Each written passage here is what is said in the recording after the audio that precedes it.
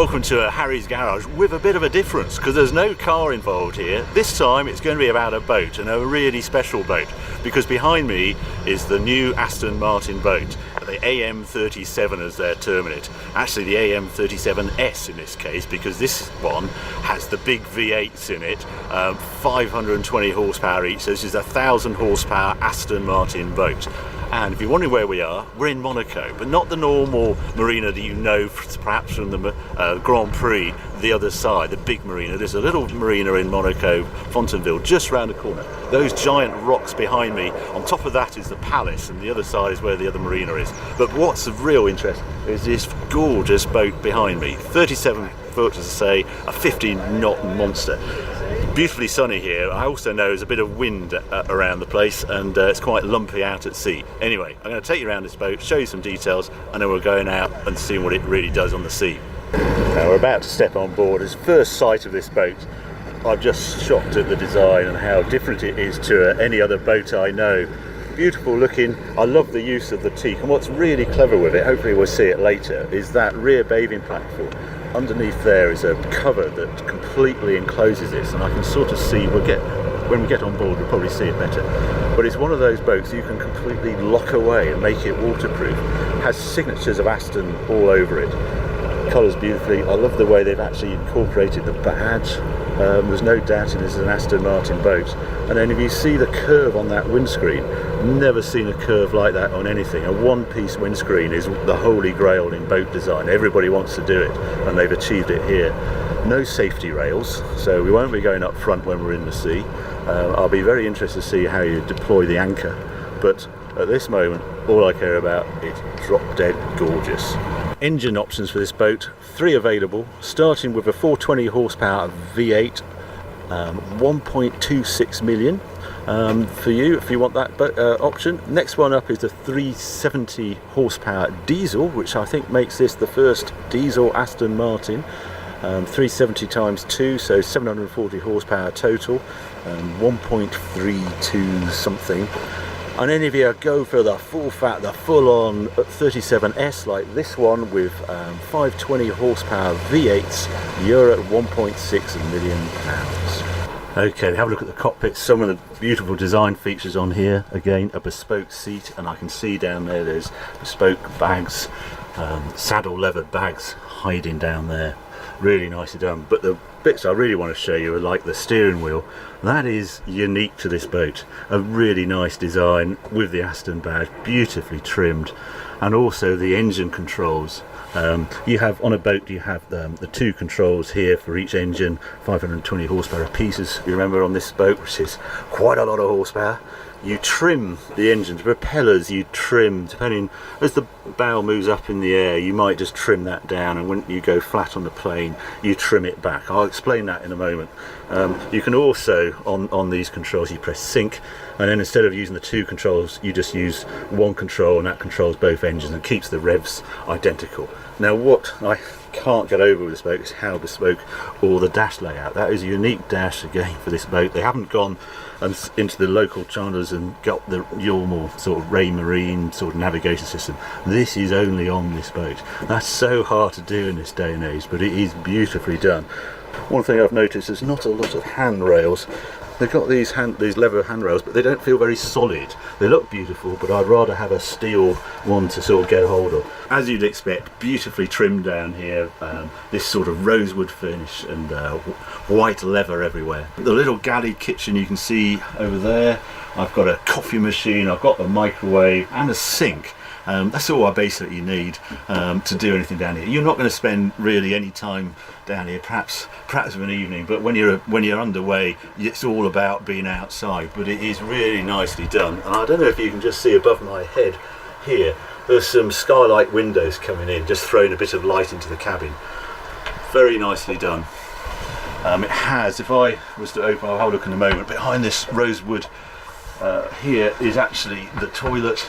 It's known as a heads on a boat. There isn't a shower, but there's a little wash basin and a toilet, which is very nice to have if you're on board for quite a while. One thing I ought to add, when you come down below, you have this really nice table, and you'll see it's on a sort of hydraulic strut, because could you be caught out and think, you know what, I'm not going to book the hotel, you can actually lower that table and create a bed there. You're not going to do it very often, but it's a very nice, useful sort of feature if you want to fancy a sort of weekend away on your beautiful AM37.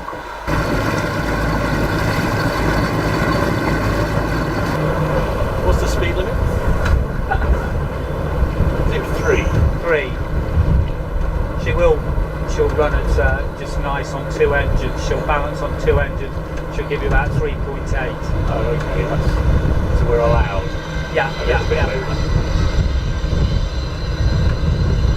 So you're only just making 3 knots now on both. Right, we're off and away. One thing I'm very conscious of, this is a very expensive boat. This is a £1.5 million boat, and it's a one-off, this boat. It's prototype. We've been out, just had a quick go out, and what impressed me so was the hull, just how it powers away. It went through the chop, and being petrol engine, there's a beautiful sound that comes through once those 2 big V8s get going. I think they're 8.6 litre each. They're pretty mighty engines. So you control them on the 2 sticks here, as you just hear that lovely V8 sound coming just as you accelerate out the harbour. I've got to be a bit careful here because there is a speed limit.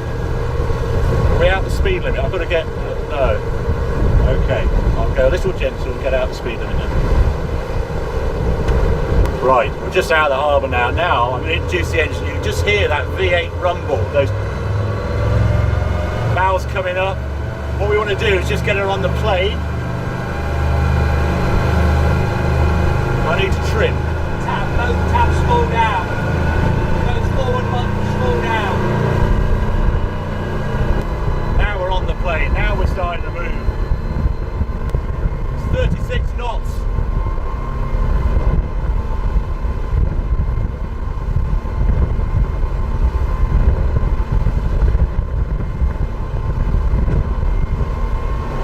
Just going to do a full power run. Just love how a boat, it builds up onto the plane, you see all this disturbance at the back, and then you get the propellers start to grip, and then you fly. What you're trying to do on the hull, build a bit of air under the hull to lift it out of the water, get on the plane. But you can't have too much lift because you need the grip on the water, and that's why you have a V hull. As you come out of the water, you can see how much water is being dispersed. Oh, I just love that sight. Super smooth hull, really impressed by the hull of this thing. So you have a stepped hull, so we're still in the water. Just a great sight. Here we go. I'll swing it around.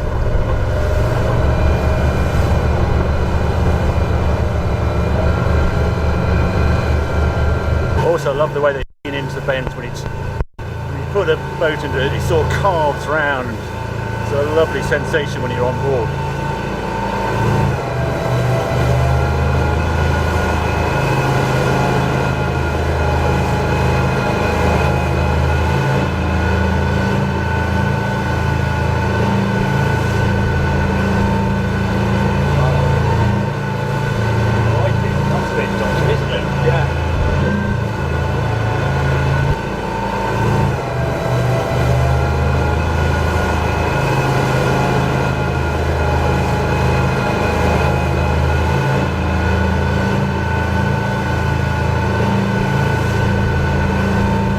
So there you have it. I really enjoyed that. It's not often you get to experience a brand new product, the only one in the world, this Aston AM37 boat. Very impressive. The key points of this boat, very impressive hull. Very good how it went through the water. It weighs 6.7 tons, which is a little bit more than I expected when you look at its construction, but there's a reason for that. It's for all that sort of the covers and the bimini coming up. That's really clever to have that, the boat you can just seal up. And also that weight helps it go through the water. There was a bit of chop out there, a fair bit of swell, and this carves straight through it. There's a few things to look at. I want more connectivity with the water. If I was owning this boat, I want to be able to steps and swim off the boat. They're looking at that, how they do steps into the water, and I'd probably put a sunbed down where I'm standing at the moment on this teak deck. Looks wonderful, but actually how you use a boat like this is you find a secret cove, anchor off, and just enjoy the day swimming on it. But what really impressed me about this boat is how it's Aston Martin through and through. From the design, from the cockpit, there's so many signatures of pure Aston Martin. This isn't a collaboration. I sense this is Aston really getting into boats. This is a brand extension, and I also sense that we're not going to only see this boat. They're very, very coy about it, but I think there might be a range coming. If we look back in 5 years' time, well, I think we'll see more than one boat. But if this is the start of it, this is a really impressive entry into the boat market. If you enjoyed this video, please subscribe, because more videos coming on very soon.